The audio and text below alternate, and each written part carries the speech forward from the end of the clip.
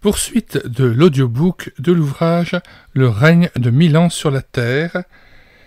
Nous lisons la dernière partie de cet ouvrage constituée de la déclaration de Vaux par les professeurs de la faculté de théologie évangélique de Vaux-sur-Seine. La déclaration des points communs et divergences des chrétiens évangéliques réalisée par les professeurs de la faculté de Vaux-sur-Seine apporte la confession de foi ou fond d'accord commun aux a- et pré-millénaristes. Tout en respectant les idées de chacun, elle permet de se retrouver et d'être malgré tout en communion les uns avec les autres, ce qui n'empêche pas d'avoir une profonde conviction pour ce que l'on croit et ce que l'on reconnaît comme vrai. Les éditeurs. Conclusion. Point commun et divergence de l'eschatologie des chrétiens évangéliques. Alors, l'eschatologie, c'est la science de la fin, la science des derniers temps. Réalisée par des professeurs de la faculté de théologie de Vaux-sur-Seine et recommandée par l'éditeur du CIFEM. Introduction. Dans les débats sur l'interprétation des textes prédictifs de l'Écriture, c'est-à-dire des textes qui prédisent l'avenir, les prophéties, il arrive que les désaccords accaparent à l'excès l'attention, qu'ils fassent perdre le sens des proportions et oublier que l'espérance reste commune. Des malentendus se glissent aussi qui font se méprendre sur la véritable pensée des interlocuteurs.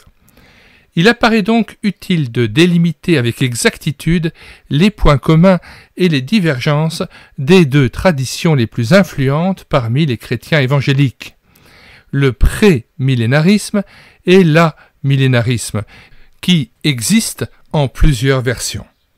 Les signataires du présent document, théologiens au travail dans les écoles évangéliques de langue française, s'accordent pour le faire dans les termes qui suivent, en rapport avec la situation qu'ils observent dans leur rang. Le fond d'accord. A. L'approche de l'écriture. Les pré-millénaristes et les amillénaristes en cause approchent les textes bibliques dans la même attitude fondamentale et l'étudient selon les mêmes principes herméneutiques généraux. 1. Ils confessent l'autorité souveraine de l'écriture tout entière, parole de Dieu, sans erreur en aucune de ses parties. Ils veulent se soumettre à l'enseignement qu'ils y trouvent et à lui seul. Ils sont persuadés que toute prédiction inconditionnelle faite par un auteur inspiré s'accomplira si elle ne s'est pas déjà réalisée selon le sens qu'elle possède objectivement dans son langage et son contexte. 2. Ils cherchent le sens par la méthode historico-grammaticale et reconnaissent la nécessité de tenir compte des procédés littéraires, genre, figure, manière de parler. 3. Ils veulent interpréter selon l'analogie de la foi et l'harmonie des Écritures. Ils donnent de l'importance aux différences entre les diverses phases du plan de Dieu, en particulier entre le temps avant et le temps après Jésus-Christ. B. Les affirmations principales. Les pré-millénaristes et les amillénaristes en cause ont en commun les piliers de l'eschatologie chrétienne. 1. Le retour. Ils croient au retour personnel, visible, corporel et glorieux de Jésus-Christ à la fin de l'âge présent. Ils croient qu'il entraînera immédiatement la résurrection de tous ceux qui sont en Christ et leur jugement à son tribunal. 2. Le règne. Ils croient qu'à son retour, Jésus-Christ établira visiblement son règne sur la terre, règne auquel participeront les croyants ressuscités. Ils croient que Jésus-Christ règne dès à présent à la droite du Père, tout pouvoir lui ayant été remis dans les cieux et sur la terre, mais que ce règne n'est pas visible ici-bas. Le Saint-Esprit seul en communique les arts aux croyants. Les arts A2RHES. 3. Le monde. Ils croient que le règne visible du Christ, dans la paix et la connaissance de l'Éternel, est impossible avant son retour. C'est plutôt vers un accroissement du mal dans le monde que progresse l'histoire vers la persécution de l'Église fidèle. Il croit que Satan est à la fois actif dans le temps présent et limité dans cette activité par la puissance de Dieu et en vertu de la victoire remportée sur lui à la croix. 4. La fin. Il croit à l'accomplissement plénier de l'histoire par la création des nouveaux cieux et de la nouvelle terre et au jugement dernier dont l'issue sera la béatitude éternelle pour les rachetés et un châtiment de même durée pour les impénitents. C. Convergence supplémentaire. Les prémillénaristes et les amillénaristes en cause, parmi lesquels tous les courants ne sont pas représentés, aboutissent aussi à des conclusions voisines sur d'autres points, mais malgré leur joie de cet accord, ils n'en font pas une règle dans leur rang et tolèrent d'autres opinions. 1. L'Antichrist. Ils croient prédite la venue d'un Antichrist personnel dont l'esprit agit dès à présent. Ce personnage semble devoir être à la fois l'homme d'un christianisme apostat et d'un pouvoir politique déifié. 2. Israël. Il pense que Dieu réserve dans ses plans un avenir à Israël selon la chair, avenir dont l'événement majeur sera sa conversion comprise comme le mouvement d'une multitude à un moment déterminé. La reconstitution d'un État d'Israël en Palestine semble une démarche préparatoire de Dieu en vue de cette conversion. Remarque. Devant l'étendue d'un tel accord, on peut s'étonner que persistent quelques divergences. Elles semblent s'expliquer d'abord par le petit nombre des textes bibliques décisifs et leur genre littéraire difficile, voire leur expression volontairement énigmatique. Pour nous protéger des tentations spirituelles qui accompagneraient la connaissance du jour et de l'heure, entre guillemets, Dieu a laissé voiler bien des modalités de l'exécution de ses desseins, et il a scellé bien des paroles jusqu'au temps de leur accomplissement. Les divergences. A. L'approche de l'écriture. Les pré-millénaristes et les amillénaristes en cause diffèrent par quelques tendances de leur interprétation et par quelques thèses particulières. Dans l'interprétation des textes prophétiques et apocalyptiques, ceux des prémillénaristes qui adhèrent au dispensationalisme veulent comprendre aussi littéralement que possible, sauf là où il s'agit manifestement d'un genre littéraire qui exige le sens figuratif. Les amillénaristes, à l'opposé, estiment que le sens naturel entre guillemets n'est pas forcément littéral. Ils arguent plus souvent de la souplesse du langage en citant la manière dont les auteurs du Nouveau Testament font usage de l'Ancien. Ils répudient l'allégorisme, mais leurs critiques en maintiennent le reproche. Outre cette polarité aisément repérable, malgré la présence de positions intermédiaires, on constate des différences difficiles à cerner et à décrire en termes exacts que tous accepteraient. Elles concernent la procédure, l'attitude à l'égard des schémas précis et détaillés, de la fin ou de l'histoire entière. B. La compréhension des textes clés. 1. Le désaccord se cristallise dans l'interprétation d'Apocalypse 20, versets 1 à 10. Pour les amillénaristes, la plupart au moins, la période visée est l'ère de l'Église. Les versets 1 à 3 parlent de la limitation d'activité imposée à Satan à la suite de la croix et au profit de la mission chrétienne. Les versets 4 à 6 décrivent l'état intermédiaire, la situation des âmes des croyants auprès du Seigneur, dans l'attente de la résurrection corporelle, seconde résurrection. Les versets 7 à 9 concernent l'époque de l'Antichrist. Pour les pré-millénaristes, ce passage décrit une période venant après le retour du Christ, chapitre 19, et avant le jugement dernier. Les versets 4 à 6 annoncent le règne visible de Jésus-Christ sur la terre qui doit se terminer, selon les versets 7 à 9, par une révolte. 2. La visée d'autres passages est aussi en débat entre les prémillénaristes classiques ou dispensationalistes et les amillénaristes. Il s'agit surtout des suivants: Ésaïe 11, Ésaïe 65, 18 et suivantes, versets 18 et suivantes. Ézéchiel 40 à 48, au moins en partie. Parfois, mais pas toujours, Daniel 2 à 7 et 1 Corinthiens 15. Entre les dispensationalistes et ceux qui ne le sont pas, d'autres textes font l'objet de compréhensions différentes, parmi lesquelles la promesse de Genèse 12 et sa répétition, de Samuel 7, Jérémie 31, versets 31 à 40, Amos 9, versets 11 et suivantes avec Acte 15, Luc 1 et 2, Matthieu 21, 43 et Acte 1, versets 6 à 7, Romains 9 à 11, Galates 3 et 4, Hébreux 11 et 12. C'est les divergences doctrinales. 1. Les amillénaristes estiment que le retour de Jésus-Christ introduit le règne de Dieu sur la terre en même temps que l'état final éternel.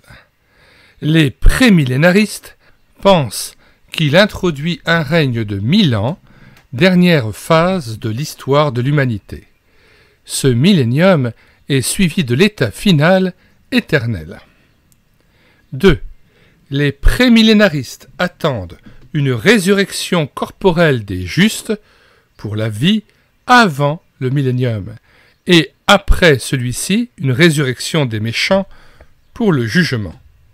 Les amillénaristes attendent une seule résurrection et un seul jugement, ayant tous les deux plusieurs aspects, qui ont lieu lors du retour de Jésus-Christ et de l'établissement de son règne. 3. Quant aux promesses terrestres de l'Ancien Testament, les amillénaristes n'excluent pas que certaines aient un accomplissement littéral, mais ils traitent la plupart soit comme conditionnelles, soit comme déjà accomplies, soit comme des paroles de sens figuratif. Les dispensationalistes croient que la nation juive, convertie et rétablie, participera en tant que telle au royaume messianique terrestre et futur, le millénium. Les prémillénaristes classiques ne pensent pas en général que les Juifs aient un statut à part pendant le millénium, et encore moins dans l'état final. 4. Les prémillénaristes dispensationalistes, qui situent l'enlèvement de l'Église avant la venue de l'Antichrist et de la Grande Tribulation, considèrent que cet enlèvement peut se produire à n'importe quel moment sans avertissement préalable. Les amillénaristes et les prémillénaristes classiques, qui situent tous deux l'enlèvement de l'Église après la venue de l'Antichrist et de la Grande Tribulation, comprennent les exhortations de l'Écriture à la vigilance, Luc 12, versets 35 à 40, comme suit. Le retour de Christ, bien que certains de ses antécédents soient connus dans leur principe général, en fait surprendra chacun et demande donc un état de préparation constant, Matthieu 24, verset 44. Nous lisons Luc 12, versets 35 à 40. « Que vos reins soient sains et vos lampes allumées. Et vous, soyez semblables à des hommes qui attendent que leur maître revienne des noces, afin de lui ouvrir dès qu'il arrivera et frappera. Heureux ces serviteurs que le maître à son arrivée trouvera veillant. Je vous le dis en vérité, il se ceindra, les fera mettre à table et s'approchera pour les servir. Qu'il arrive à la 2e ou à la 3e veille, heureux ces serviteurs s'il les trouve veillants. Sachez-le bien, si le maître de la maison savait à quelle heure le voleur doit venir, il veillerait et ne laisserait pas percer sa maison. Vous aussi, tenez-vous prêts, car le Fils de l'homme viendra à l'heure ou vous n'y penserez pas. Nous lisons aussi Matthieu 24, verset 44. C'est pourquoi vous aussi, tenez-vous prêts, car le Fils de l'homme viendra à l'heure où vous n'y penserez pas. Conclusion. Il apparaît enfin que les divergences, sans être insignifiantes, ne remettent pas en cause l'association dans l'œuvre évangélique, comme le laissait attendre la très large communauté de vues sur les points principaux. Ces divergences doivent plutôt stimuler les uns et les autres à s'écouter mutuellement et à prêter ensemble à la très sûre parole prophétique une attention redoublée avec méthode et docilité de cœur. Vaux-sur-Seine, novembre 1979. Remarque de l'éditeur. Étant le dernier éditeur de cet ouvrage, je me réjouis, avec ceux qui m'ont précédé, de participer à cette réédition. Elle nous exhorte à chercher le fondement de la parole prophétique, c'est-à-dire l'inspiration plénière de la parole de Dieu dans toutes ses déclarations. Cela demanderait, par la suite, la recherche d'une interprétation, une saine herméneutique de ces mêmes écrits donnés aux hommes. Que le lecteur soit averti, nous n'avons pas de puissance contre la vérité, nous n'en avons que pour la vérité. 2 Corinthiens 13, verset 8. Prière du Seigneur lui-même, ta parole est la vérité. Jean 17, verset 17. Fin de la lecture de la déclaration de Vaux par les professeurs de la faculté de théologie. Fin de la lecture audio de l'ouvrage Le règne de 1000 ans sur la terre, écrit par les 4 auteurs, André Lamorte, Ralph Challis, Eric Sauer et Frédéric Albert Tadford. Ouvrage défendant la thèse pré-millénariste et fendant en brèche la position amillénariste et notamment celle développée par M. Gruyère dans Le Grand Dénouement. Vous pouvez acheter aussi à la Maison de la Bible 1000 ans de paix, le millénium, image ou réalité de Charles Ryrie, Homer Payne. L'ouvrage peut être téléchargé en Word ou en PDF. Il reste néanmoins 2 ouvrages en version papier disponibles en librairie, un à la Maison de la Bible de Belfort et l'autre à la Maison de la Bible de Paris. Nous vous conseillons encore d'autres ouvrages, celui de Charles Ryrie, Le dispensationalisme, hier et aujourd'hui, à acheter à la Maison de la Bible pour 25 €, et un autre de ses ouvrages, La perfection de la Bible, l'essentiel sur l'inhérence de la Bible. Je vous mets dans les commentaires de cette vidéo le lien en vue d'acheter directement cet ouvrage pour 3,90 € en téléchargement immédiat en PDF. Nous ajoutons dans les commentaires de cette vidéo de nombreux liens, notamment le lien en vue de télécharger l'ouvrage Le règne de 1000 ans sur la terre, qui a fait l'objet de l'audiobook que nous avons terminé dorénavant, mais aussi le lien vers d'autres ouvrages, d'autres playlists d'ouvrages, notamment sur le retour de Jésus-Christ, ainsi que d'autres playlists que je vous invite à découvrir en consultant les commentaires de cette vidéo. Tous les ouvrages gratuits que nous proposons sont téléchargés à partir du site médiathèquechrétienne.fr, site que nous avons bâti en synergie avec cette chaîne YouTube et l'écouter sa parole, afin d'assurer la réédition numérique gratuite des ouvrages chrétiens épuisés et non réédités. Je vous invite donc à vous rendre sur le site internet médiathèquechrétienne.fr. Arrivé sur le site, vous cliquez sur « Livres à télécharger ».